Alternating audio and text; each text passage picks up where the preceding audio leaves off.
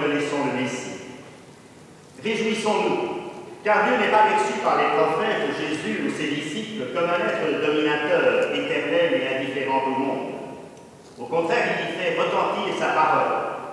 Réjouissons-nous, car cette parole n'est pas un message immuable et dogmatique. Elle s'incarne dans la vie d'un homme de Palestine qui vécut il y a 2000 ans.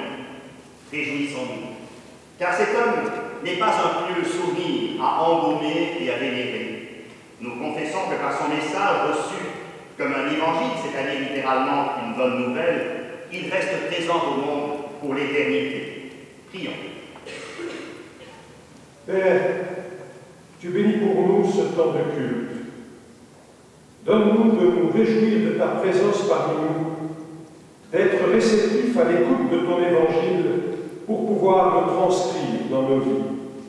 Qu'ainsi, nous soyons à même d'accueillir l'Esprit qui animait Jésus et de rencontrer le Maître de Galilée comme notre Sauveur. Amen.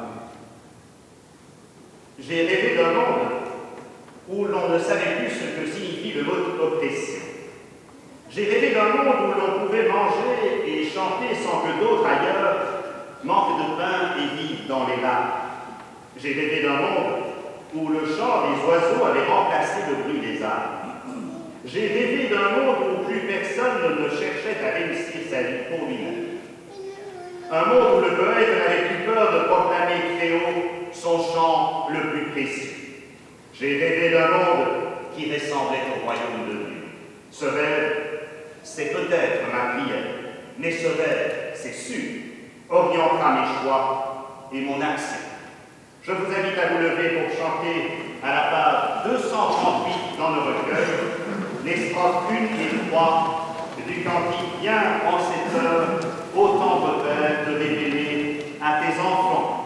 Pendant le chant de ce cantique, les enfants de la réunion des enfants vont partir avec leurs moniteurs et monitrices.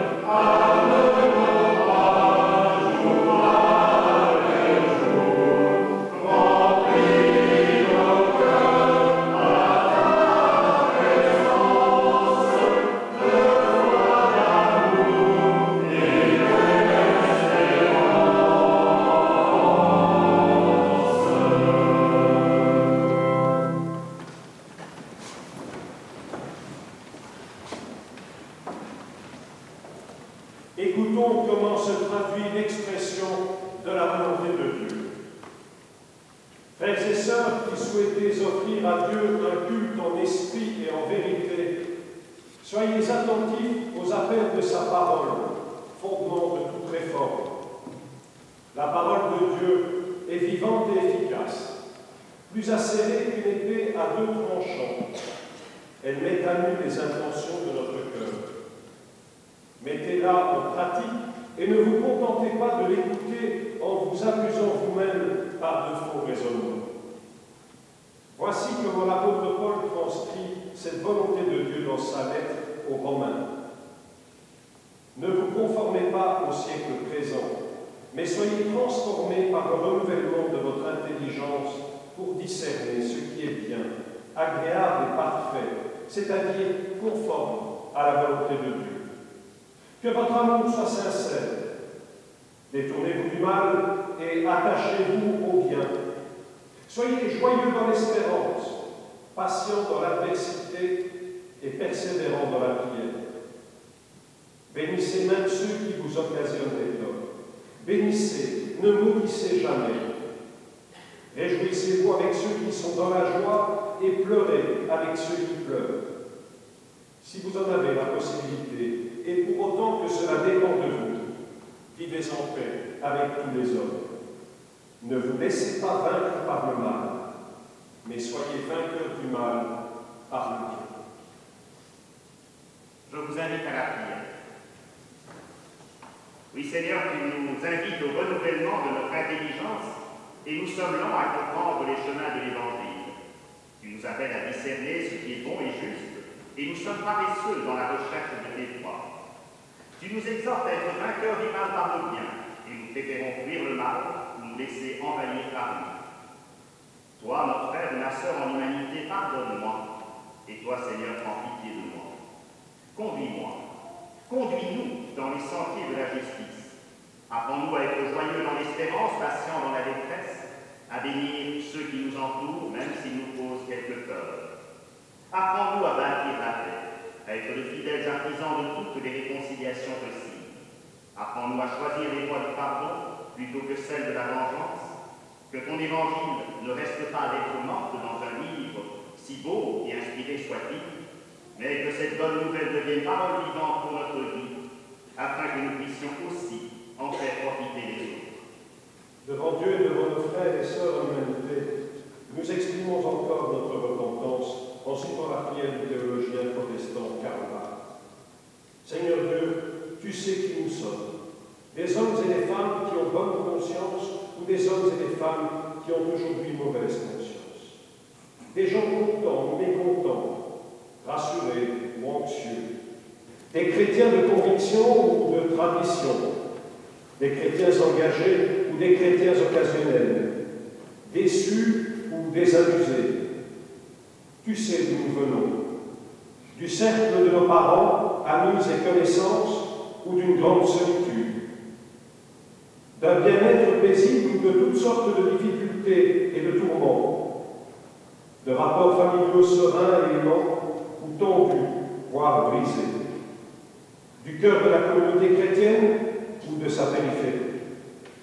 Nous voici toutes et tous devant toi dans nos différences, et pourtant tous égaux, parce que nous n'avons pas réalisé nos idéaux et vécu en harmonie avec les exigences de notre conscience. Tous égaux devant la mort, mais tous égaux aussi, et c'est là qu'éclate notre louange, devant ta grâce, qui nous est promise et accordée en l'œuvre de salut accomplie par Jésus le Christ, notre Seigneur. Amen. Levons-nous pour chanter les strophes 1 et 2 du cantique de la page 641. Mon Dieu, mon Père, écoute-moi, ma prière s'élève à toi. Nous resterons debout pour entendre les paroles de base, et après quoi nous chanterons sans autre indication la 3e strophe du même cantique.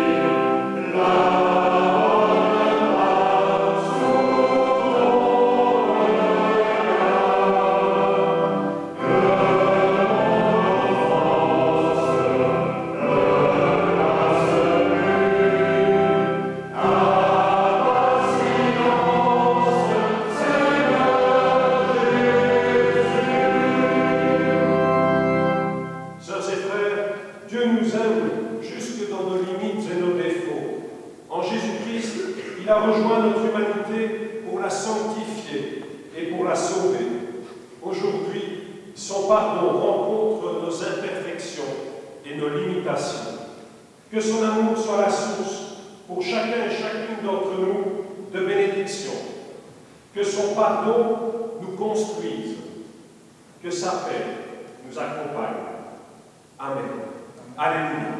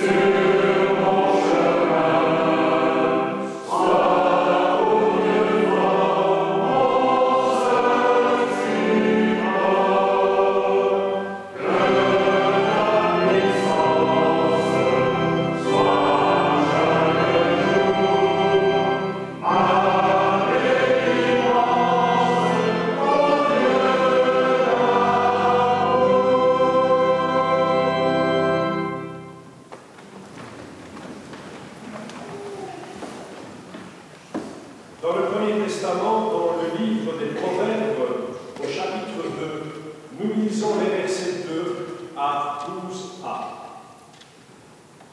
Si tu prêtes une oreille attentive à la sagesse, en inclinant ton cœur vers l'intelligence, oui, si tu fais appel au discernement, si tu recherches l'intelligence, si tu la recherches comme de l'argent, si tu creuses pour la trouver, comme pour découvrir des trésors, alors tu comprendras ce qu'est révélé l'Éternel et tu apprendras à connaître Dieu. Car l'Éternel donne la sagesse, et ce sont ses paroles qui procurent la connaissance et l'intelligence. Il réserve le salut aux hommes droits. Comme un bouclier, il protège ceux qui mènent une vie irréprochable. Il préserve ceux qui vivent selon la droiture et font ce qui est juste. Il veille sur le cheminement de ceux qui lui sont fidèles. Alors tu apprendras à discerner ce qui est juste, droit et équitable, et à reconnaître tous les sentiers du bien. Alors la sagesse pénétrera dans ton cœur, et la connaissance fera tes délices. La réflexion sera ta sauvegarde, et l'intelligence veillera sur toi pour te préserver de la mauvaise voie. Dans la Nouvelle Alliance, nous lisons tout d'abord dans la première lettre que Paul adressa aux chrétiens de Corinthe, au chapitre 10, à partir du 15e verset. Je parle comme à des hommes intelligents. Jugez vous-même de ce que je dis. La coupe de bénédiction que nous bénissons n'est-elle pas la communion au sang de Jésus le Christ, et le pain que nous rompons n'est-il pas la communion en son corps? Tout est permis, mais tout n'est pas utile. Tout est permis, mais tout n'édifie pas. Que personne ne cherche son intérêt, mais plutôt celui d'autrui. Mangez de tout ce qui se vend au marché, sans vous enquérir de rien par motif de conscience. La terre et ce qu'elle renferme est du Seigneur.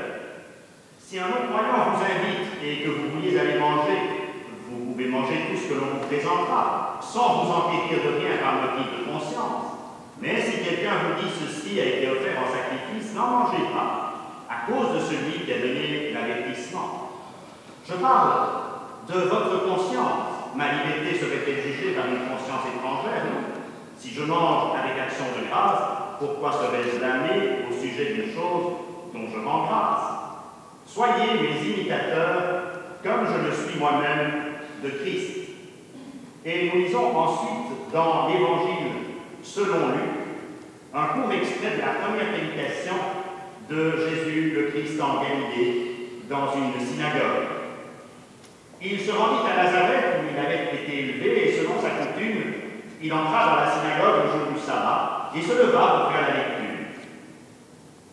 Ayant déroulé le livre du prophète Isaïe, il dit « L'Esprit du Seigneur est sur moi, parce qu'il m'a oint pour annoncer une bonne nouvelle aux pauvres, pour guérir ceux qui ont le cœur brisé, pour proclamer aux captifs la délivrance et aux aveugles le recouvrement de la vue, pour renvoyer libres les opprimés et pour publier une année de grâce pour le Seigneur. » Ensuite, il roula le livre et le remit au serviteur et s'assit.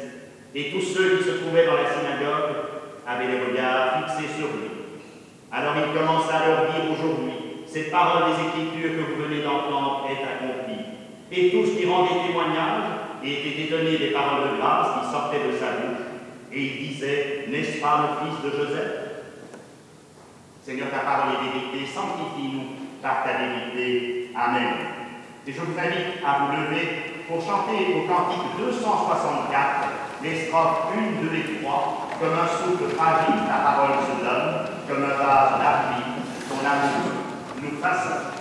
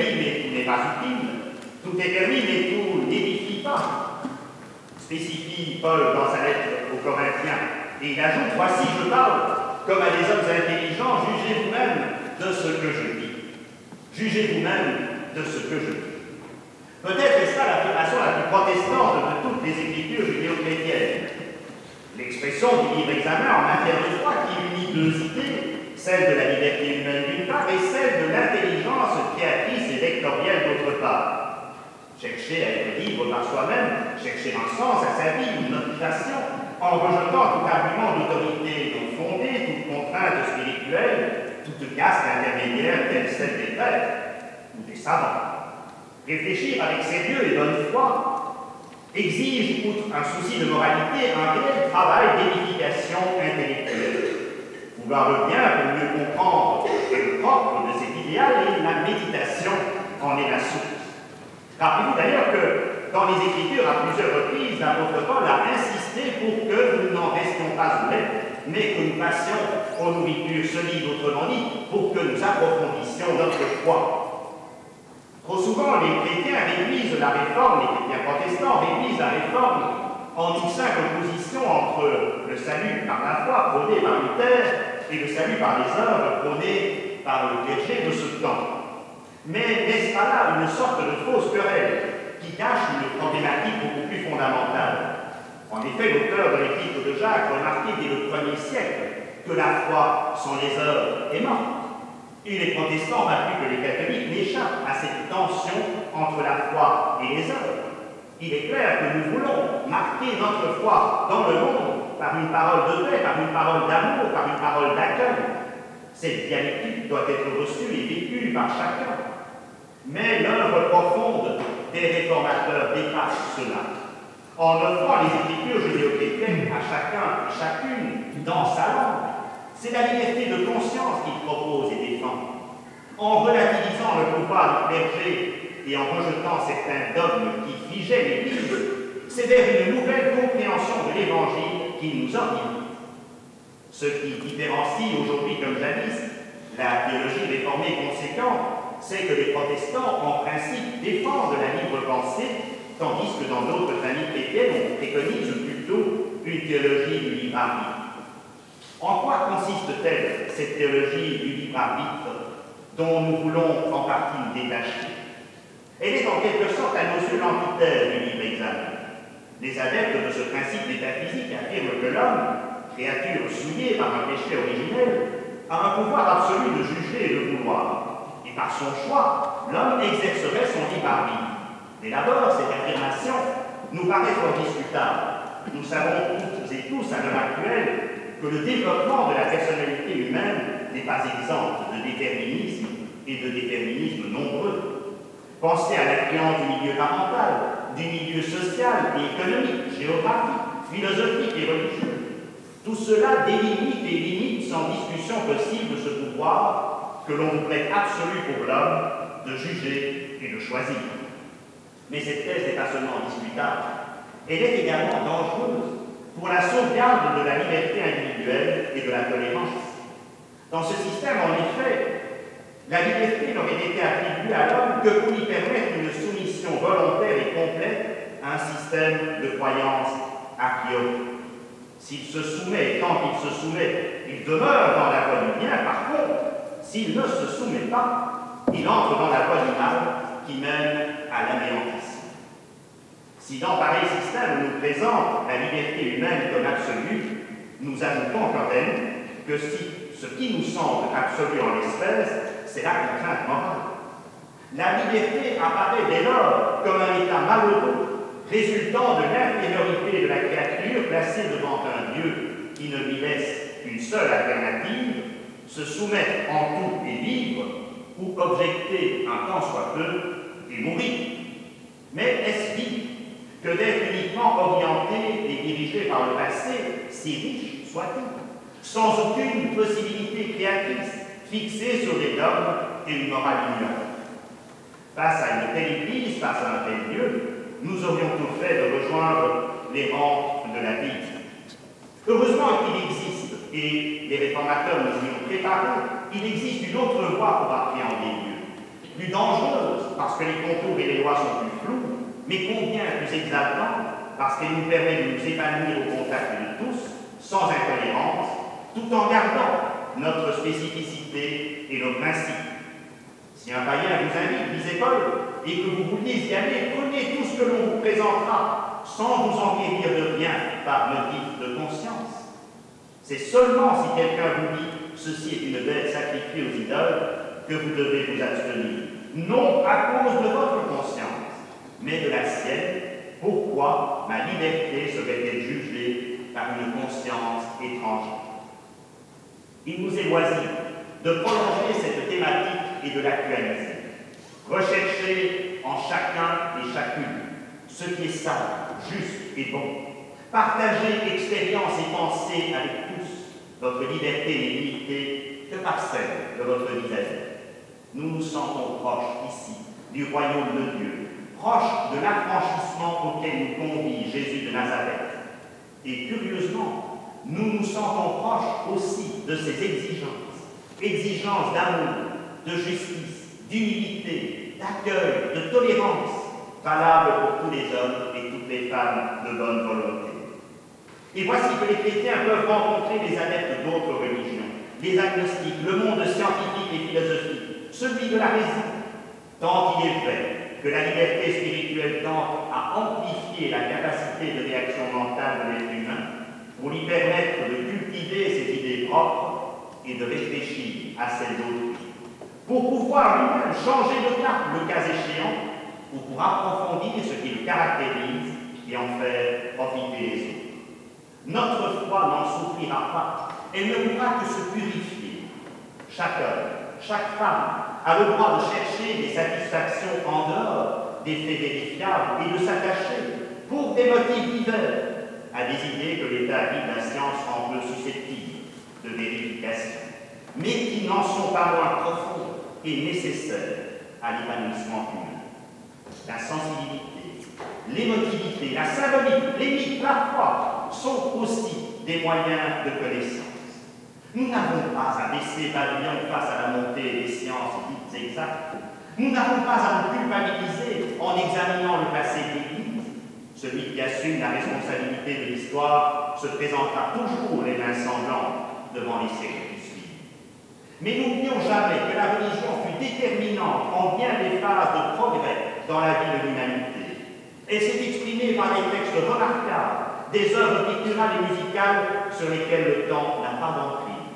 Et ces principes premiers, et c'est sans doute le plus important, ces principes premiers nous inspirent. Nous, réformés, dans ce message fraternel et libérateur de Jésus de Nazareth que nous recevons pleinement. Nous n'avons pas à faire taire notre sensibilité. L'émotion, les idéaux, l'amour, la foi, l'espérance sont des mets délicieux pour l'homme et font pourtant cruellement défaut au plus grand nombre sur la route de la vie. Mais revenons une dernière fois à la tentative de cerner la notion de libre examen en matière de croyance et de foi. Le philosophe Eric Berolman a souligné avec à-propos que la démarche du libre exaministe comprend deux stades. En premier lieu, la révolte contre l'autorité arbitraire du groupe, c'est une phase négative mais nécessaire, mais ensuite la tentative de remplacer l'argument d'autorité par un autre, capable, lui, d'emporter l'adhésion, d'une phase positive s'il en est. Un rapide examen permet de constater que cet argument positif capable d'emporter l'adhésion face à l'argument d'autorité est essentiellement fluctuant. Pour Martin Luther, il ouvre une voie que nul ne pourra refermer après lui. Pour Martin Luther, c'était la lecture directe des Écritures judéo-chrétiennes, c'est-à-dire de la Première et de la Nouvelle Alliance. Au XVIIIe siècle, ce fut la raison. Au XIXe siècle, les sciences. L'argument positif à opposer à l'argument d'autorité n'est donc chaque fois valable que dans un contexte social, culturel, historique et géographique bien précis. En matière scientifique, c'est la science elle-même qui représente cet argument, comme le souligne avec pertinence le regretté chanoine Dondel. Contre les faits, aucun raisonnement ne tient, même si ce raisonnement croit pouvoir s'appuyer sur une révélation. Mais la science, nous le savons, ne fournit pas la vérité au sens d'une explication unique, définitive et ferme de l'univers et de l'homme. Pas plus que les Écritures judéo-chrétiennes, la Bible, n'offre de réponse scientifique à l'ensemble des problèmes qui se posent à l'humanité aujourd'hui. Dès lors, nous pouvons toujours faire nôtre cette prière attribuée au roi Salomon. Seigneur, accorde-moi donc de la sagesse et de l'intelligence, afin que je sache me conduire. Et puisqu'il était roi, il ajoute à la tête du peuple que tu m'as donné. Et l'apôtre Paul ajoutera à son tour pour briller parmi les hommes et donner de la saveur au monde, pour ouvrir une voie, pour conduire à Jésus le Christ reçu comme chemin, vérité et vie, parole et amour de Dieu personnifié. Amen.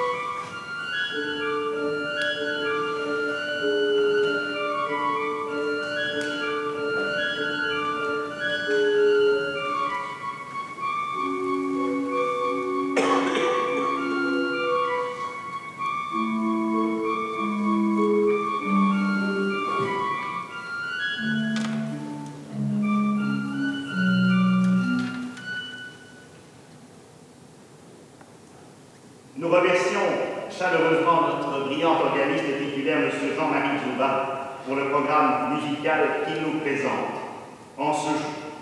Et maintenant, nous faisons à vous lever pour que, ensemble, nous confessions notre foi. Levons-nous.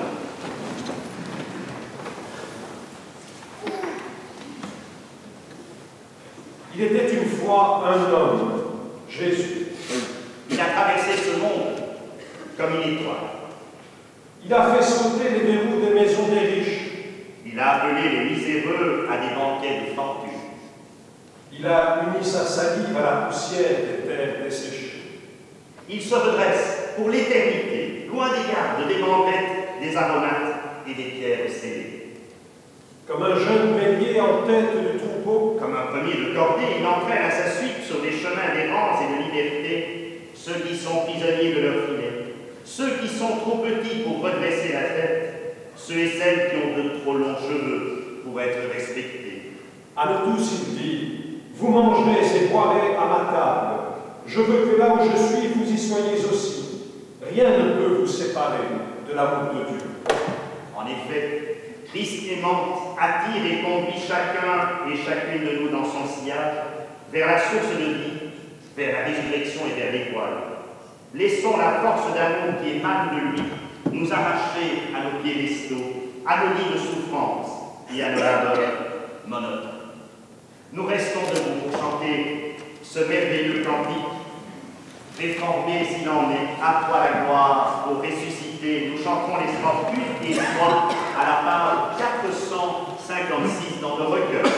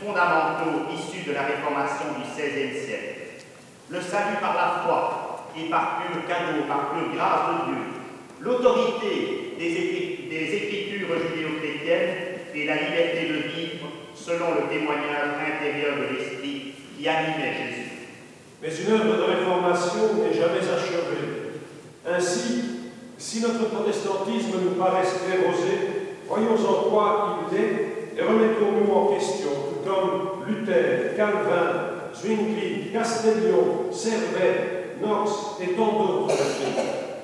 Si nous en sommes capables, nous serons à nouveau suffisamment nous-mêmes pour comprendre la nécessité absolue du fondement individuel et personnel des convictions. Nous aurons à cœur également d'actualiser l'Évangile dans le monde. Avons-nous encore la foi de nos ancêtres? Avons-nous leur courage, leur joie dans le sacrifice, leur volonté inébranlable, leur esprit de communauté et de partage? Et pour remonter plus haut dans le temps, avons-nous toujours cet esprit créateur qui fut celui de Jésus de Nazareth, tout habité par Dieu? Être disciple de Jésus le Christ, ce n'est pas le copier servilement, c'est inventer pour notre temps une parole d'espérance, de conviction et d'amour pour notre monde. L'esprit de la Réformation, c'est précisément de susciter des êtres responsables et engagés. Les églises issues de la Réforme ont tenu à entretenir et à vivifier le sens de la responsabilité et de l'engagement dans une ouverture attentive aux besoins de notre monde.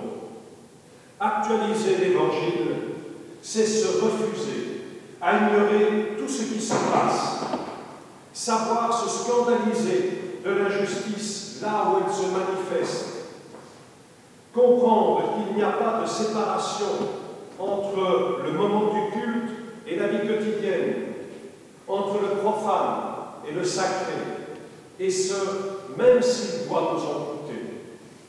L'essentiel, c'est la relation aux autres, sur les lieux de travail ou de loisirs, mais aussi dans les prisons, les hôpitaux, avec les immigrés, contre les discriminations et toute forme d'exclusion ou de torture, avec les défavorisés du quart-monde et les zones sombres du tiers-monde. Oui, tout cela est bousculant, mais Jésus, en son temps, a bousculé le monde bien pensant, et il veut toujours nous bousculer. Les disciples l'ont merveilleusement exprimé quand ils rappellent les paroles du Maître. « J'ai eu faim, et vous m'avez donné à manger. J'ai eu soif, et vous m'avez donné à boire. J'étais étranger, et vous m'avez recueilli. J'étais nu, et vous m'avez vêtu. J'étais malade, et vous m'avez soigné. En vérité, chaque fois que vous avez fait ces choses au plus petit de mes frères, c'est à moi que vous les avez faites. » En définitive, si nous voulons retrouver l'esprit de la Réforme, cherchons, chacun et chacune individuellement, mais aussi en communauté, ce que nous faisons ou ce que nous sommes prêts à entreprendre pour que l'esprit qui animait les réformateurs vive encore aujourd'hui ou renaisse aujourd'hui. Nous vous invitons dans cet esprit à la prière. Père, rassemblés devant toi, nous te présentons notre monde. Nous te prions pour tous ceux et celles que tu nous mets en mémoire. Nous te remettons les peuples de la terre, tous les êtres humains en qui nous reconnaissons tes enfants. Que la lumière illumine les temps à venir, que ta parole retentisse pour annoncer ta paix. Nous te remettons ceux et celles qui témoignent de ton amour là où ils se trouvent. Que chacun reçoive de toi force et joie pour accomplir son périple terrestre, particulièrement dans les lieux où règne la guerre et la violence. Nous te remettons chaque personne en souffrance, chaque être humain habité par le désespoir et le chagrin, car tu ne prends pas seulement soin de ton peuple, mais de tout homme et de toute femme. Soutiens le malade et le mourant, et donne-nous la parole qui exprime ce soutien. Accompagne l'endeuillé et rends-nous présents à sa peine. Encourage le chômeur, celui ou celle qui se sent inutile, oublié, et apprends-nous à partager son souci. Conduis tous les enfants dans l'espérance par ton esprit et aide-nous à transmettre ta promesse avec fidélité. Dispense ta sagesse à tous les responsables politiques, économiques et sociaux et fais de nous des citoyens attentifs, constructifs, qui mettent l'Évangile au cœur de leur vie et du monde. Nous te remettons celles et ceux qui nous sont chers, celles et ceux qui nous sont proches, que nous vivions avec eux dans la compréhension et l'amour. Amen. Nous vous invitons à vous lever, à prendre dans les recueils la page 252. Nous chanterons les strophes 1, 2 et 3 de ce cantique, et pendant le chant de ce cantique, nous recueillerons l'offrande que vous avez mise à part pour le service de Dieu, pour les aides diaconales, et l'offrande de ce jour sera attribuée aux œuvres parmi la jeunesse. Page 252, nous chantons les 3 strophes de ce cantique.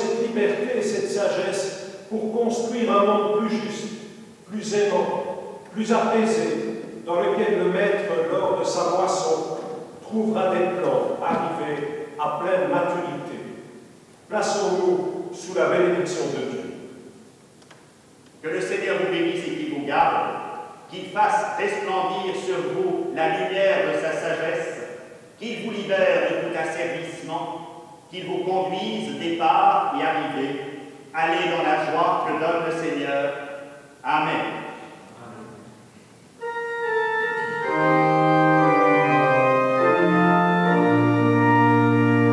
Amen.